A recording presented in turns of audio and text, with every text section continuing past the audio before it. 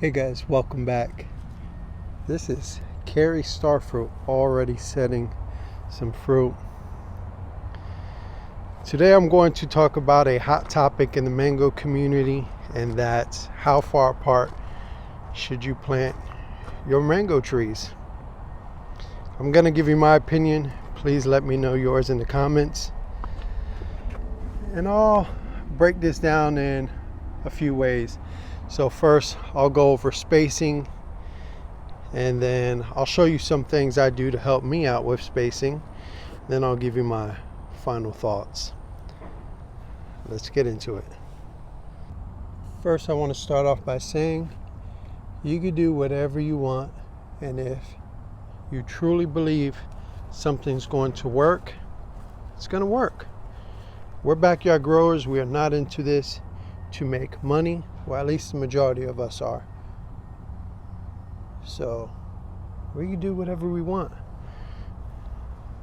There's 3 mangoes in one hole. We got M4, Carla, and Fairchild. I'm not worried about spacing. All right, let's get into the meat and potatoes. Spacing. This is coconut cream, ice cream, Glen. We have about 15 feet from ice cream to coconut cream, and then ice cream to Glen, we got another 15 feet. These trees are about 3 years in the ground, purchased as a 7-gallon. Look at the distance, guys. Look at the gap. And I have never trimmed any of these trees. I still have a few more years before I can make a decision whether I'm going to trim them just so they don't touch each other. But if I don't want to do anything, I don't have to do anything for a few more years. Now let's talk variety. Ice cream's a slow grower. You can also go with a Pickering, Honey Kiss, Dwarf Hawaiian. These trees don't grow fast. So you get your slow growing varieties with this amount of spacing in between. It'll be a very long time before you have to make any cuts. So this is at 15 feet. Imagine what 10 feet will look like.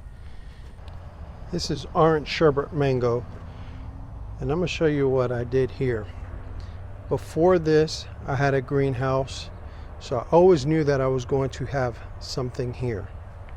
So what I did with orange sherbet is I created some main branches. So I got this one and this one here. This is a new branch, and there used to be one right here that came out here.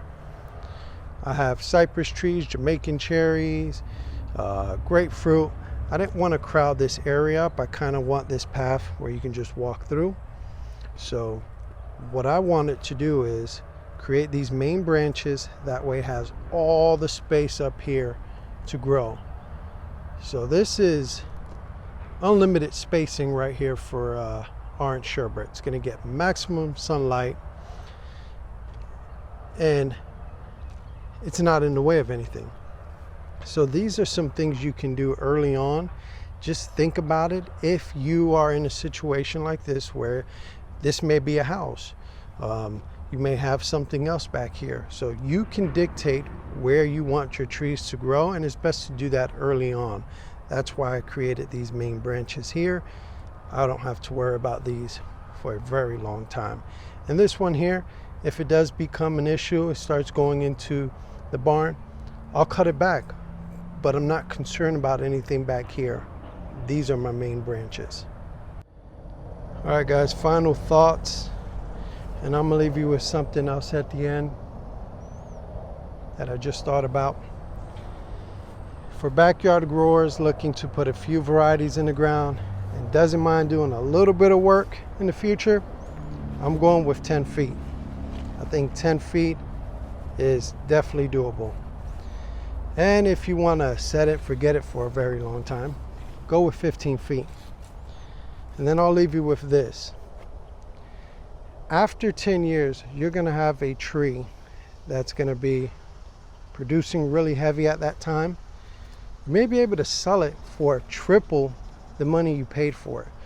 So let's just say if you don't want to do any work, 10 years pass, you can call up a nursery or someone else that's into growing mangoes. There's someone who's willing to pay big bucks for a nice tree that's already producing, that they don't have to wait to get any mangoes.